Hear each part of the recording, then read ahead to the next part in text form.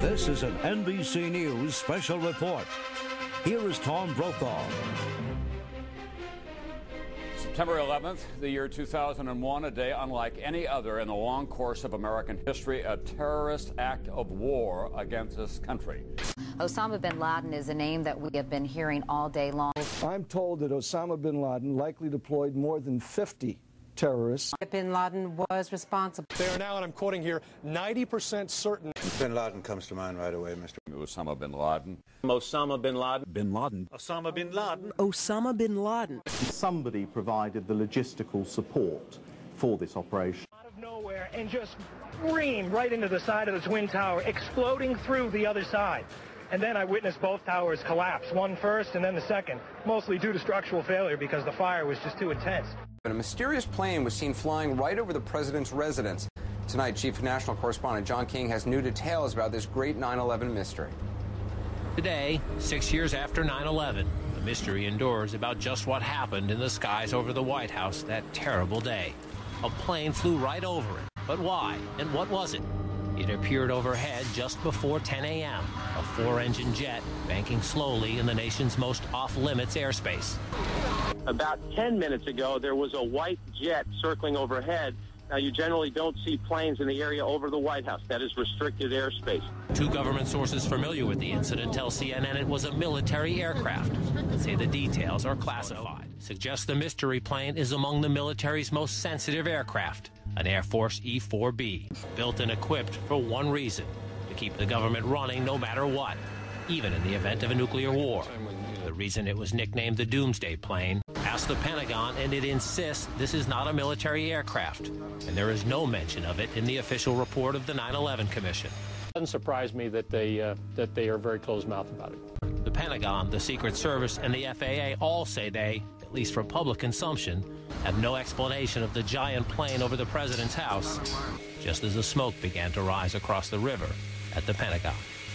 This next one happens a lot these days. This morning we learned that the vice president wasn't the only one sent to an undisclosed location on September 11th, that an entire backup government was and is still there and may be there for as long as anyone now at least can imagine. Traveling in Iowa, the president for the first time discussed a secret ongoing operation designed to keep the federal government running if Washington is paralyzed. The shadow or bunker government involves roughly 100 senior staffers from every cabinet department and major government agency.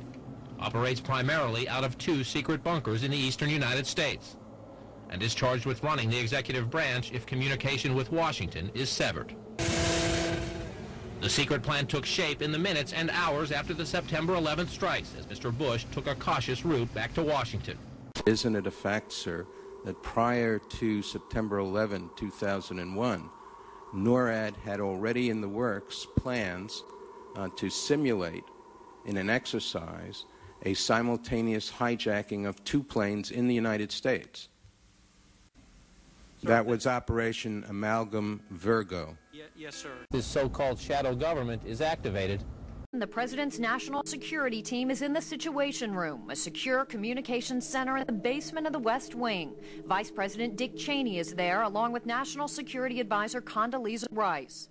Number 7 World Trade Center was surrounded by FBI agents shortly after it collapsed. Agents watched the construction workers through binoculars as they searched. Either you are with us or you are with the terrorists.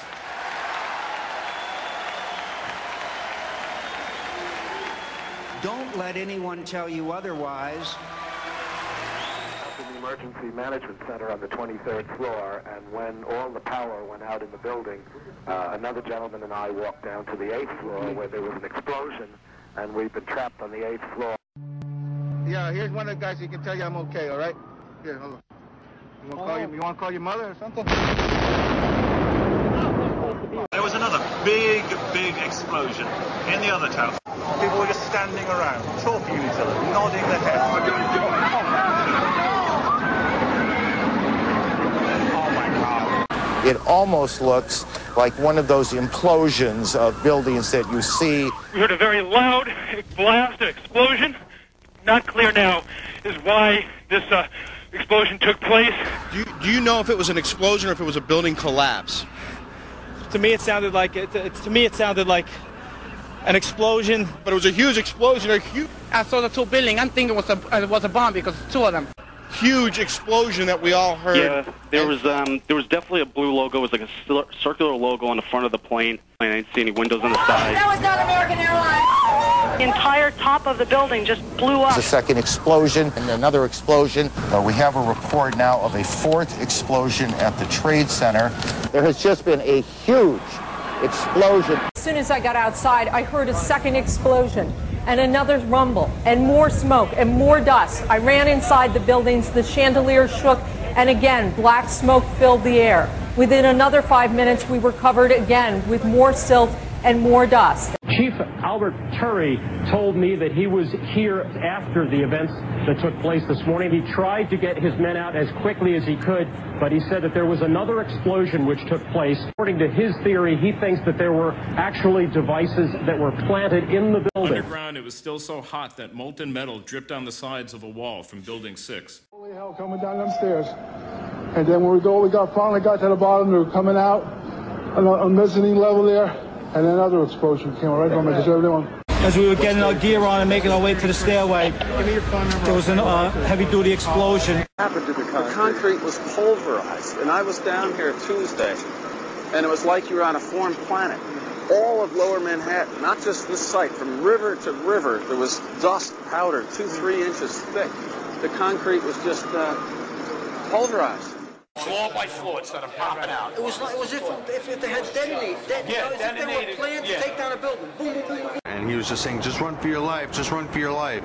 And then it was like another 2-3 seconds, you heard explosions. Like, boom! It's like a distinct sound. It's not like when in compression, like boom, boom, boom, boom, boom. Like floors that were dropping and collapsing. This was boom! And like you felt a rumble in the ground, like almost like you wanted to grab onto something.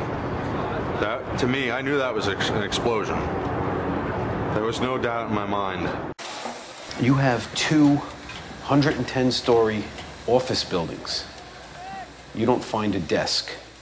You don't find a chair. You don't find a telephone, a computer.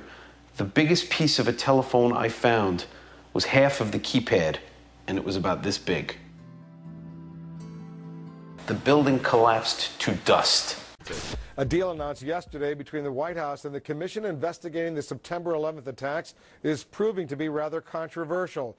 Under the agreement, only certain members of the commission will be allowed to review classified documents from the White House, and their notes will be subject to administration review. Our next guest, who's a member of the commission, claimed the deal is disgusting. Former Georgia Senator Max Cleland, a Democrat, joins me here. Well, you've used the word deal 3 times. I don't think the 9/11 Commission ought to be making deals with our own government under the responsibility we have from the Congress and our responsibility to the American people. The President has said only a minority of the Commission can see a minority of the documents, and then they have to clear what they're going to say to the rest of the Commission with the White House. It's a scam. It's absolutely disgusting. Pentagon reportedly does not want the public to hear next week's Senate testimony about the former secret intelligence unit known as Able Danger. The building actually was on fire. The bottom floors of the building were on fire, and you know, we heard this sound that sounded like a clap of thunder. Turned around, we were shocked to see that the building was well, it looked like there was a shock wave ripping through the building, and the windows all busted out, and you know, it was horrifying. And then you know, about a second later, the bottom floor caves out, and the building followed after that, and we saw the building crash down all the way to the ground. You know, we were in shock. The United States government paid $300 million to the bin Laden family for the construction. And these people. My son was murdered! Let's ask some real questions. Is that unfair? And what about the bunker? You didn't ask him about the bunker, the Office of Emergency Management bunker, on fire? It burned. We are getting ready for the next panel. Remember this. Your government funded and trained Al-Qaeda. Repeat it again. Your government funded and trained Al-Qaeda. I really think that these were more CIA assets. Jane Stanley. Jane, what more can you tell us about the Salomon Brothers building and its collapse? I mean, it almost sounded too far-fetched.